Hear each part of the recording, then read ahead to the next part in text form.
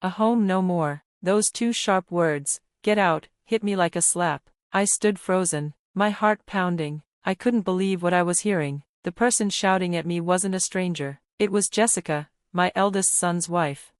Her voice echoed in the quiet apartment, and suddenly, memories from long ago came rushing back. I remembered the day I had left my parents' house, years ago, under similar tension. Back then, I had no choice. Now, all those painful feelings came back like a wave: hurt, anger, sadness. But this time, I wasn't going to let someone chase me away without saying something. "Fine," I said, trying to steady my voice. "I'll leave." Inside, I was shaking with a mix of frustration and disbelief. My hands moved automatically as I began packing my things. I kept telling myself, this is the last time anyone pushes me around like this. I made a silent promise that I wouldn't forget this insult. Jessica had crossed the line. That moment, standing in my own apartment and being kicked out, was when I decided I needed to put my plan into motion. Enough was enough.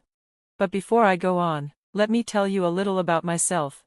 My name is Sandra Clark. I'm 60 now, almost 61. I lost my husband many years ago, when I was in my 40s. Even though I'm technically retired, I still work part-time from home. I don't go into an office much. Most of my work is online now, through consulting and small projects. It keeps my mind active, and I enjoy it. I've been financially stable ever since my husband passed away. The life insurance he left behind gave me a good cushion, and I've been careful with my money. But money aside, life hasn't been exactly peaceful, mostly because of Jessica.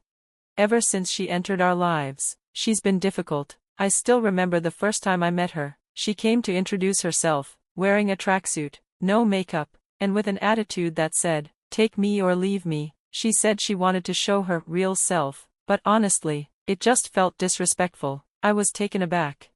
Jessica has always had a bold personality. She speaks her mind and doesn't care what anyone thinks. My son, who has always been gentle and reserved, was completely charmed by her confidence and good looks. I later found out that she had pursued him, not the other way around.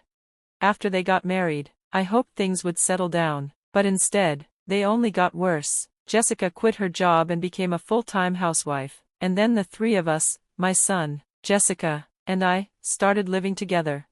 I expected her to take on some responsibilities around the house, but to my shock, she didn't do anything: cooking, cleaning, laundry. She left it all to me. Even though I was working remotely and had my own commitments, I ended up doing everything. At first, I tried to keep the peace. I ignored the comments she made, like calling my work just playing on the computer, but it became too much. One day, I finally asked her to help with the cleaning.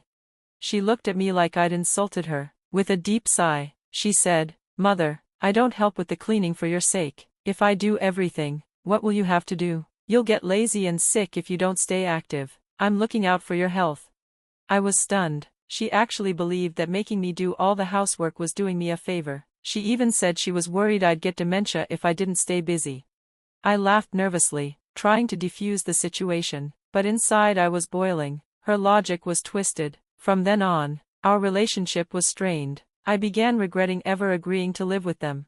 Eventually, I spoke to my son. I didn't want to complain too much, but I told him the truth. I was struggling. The house was old, with stairs and uneven floors. I had injured my back the year before, and the daily chores were getting harder. I needed a change. So I decided to move out. I found a nice apartment nearby. It was bigger than I needed, but I wanted space for my grandchildren to visit. I designed the interior just the way I liked it. For the first time in years, I felt happy, like I finally had a place that was truly mine. But that peace didn't last. Jessica started coming over almost every day. She would stay for hours, lying on the couch, eating snacks, watching TV. One day she said, "Mother, this place is really nice. Don't you think it's too big for just you? Why don't you come back to the old house? You can help with the chores again. It's good for your health, you know." I was speechless. It was like she had no idea, or didn't care, how much I had gone through. When I tried to talk to her seriously, she ignored me. She would turn her head or pretend she didn't hear me. She kept showing up uninvited, and one night, she even stayed over, saying it was too tiring to go back. Then, something happened that crossed a line I couldn't ignore. One evening, I came home from a business meeting to find Jessica in my apartment. She had let herself in with the spare key I had given my son, for emergencies only. She didn't even look guilty. "Oh, welcome back," she said, sprawled on the floor watching TV. I stood there, stunned. I finally said, "Jessica, that key is for emergencies. You can't just let yourself in like this." She looked surprised, maybe because I'd never spoken so firmly before, but I wasn't going to back down this time.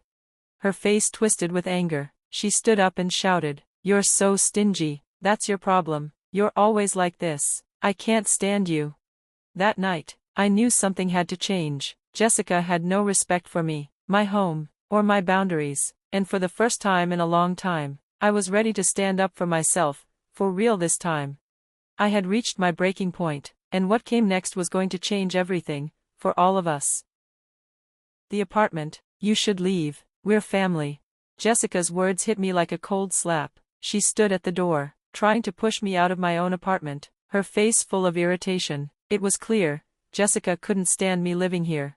To her, it wasn't just an apartment, it was the apartment, a clean, modern place in a good neighborhood, much nicer than the old house she lived in with my son, James, and what made it worse in her eyes was that James was supposedly paying the rent for this place. In her mind, that meant she and her family should be the ones living here, not me.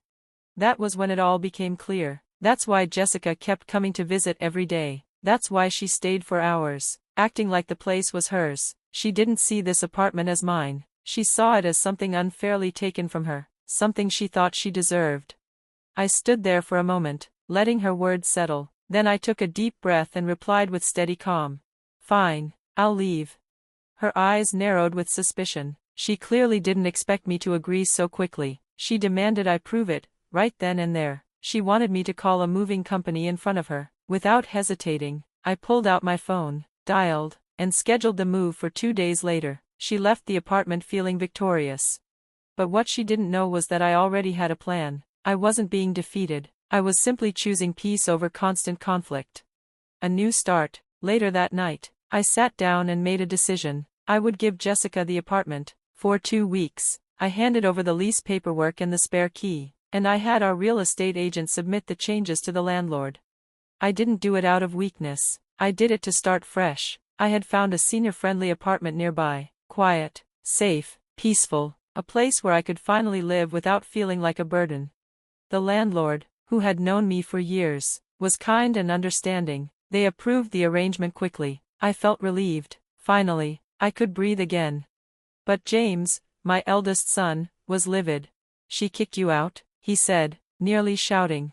He was already exhausted, trying to keep up with Jessica's endless demands and debts. This was the last straw. "I'm divorcing her," he said, his voice hollow. "I'm tired."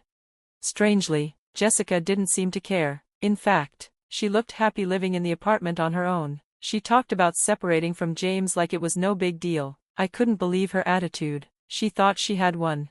But she had no idea what was coming.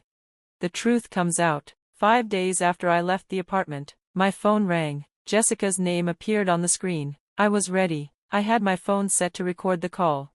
"Mother," she said, her voice tense, "why do I have to pay the rent? This isn't right."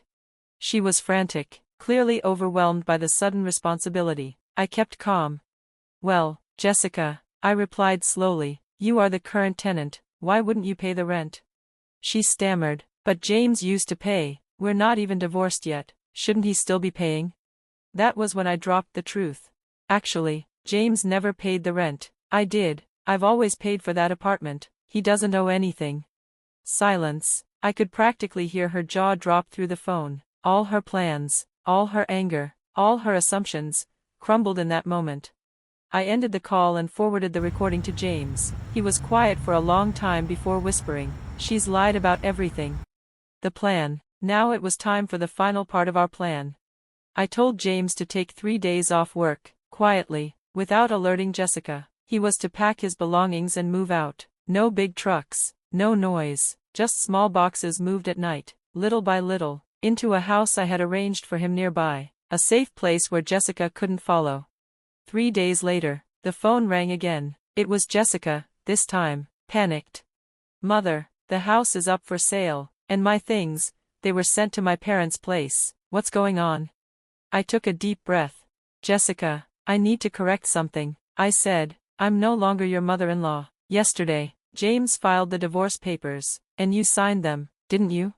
There was no answer, just stunned silence on the other end of the line.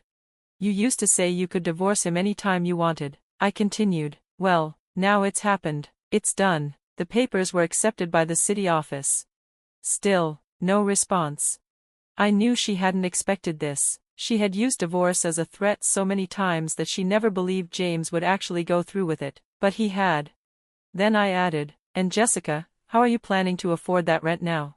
She snapped, angry words, swearing, rage, but it didn't matter anymore. The plan had worked. Jessica was out of our lives. And for the first time in a long while, it was quiet.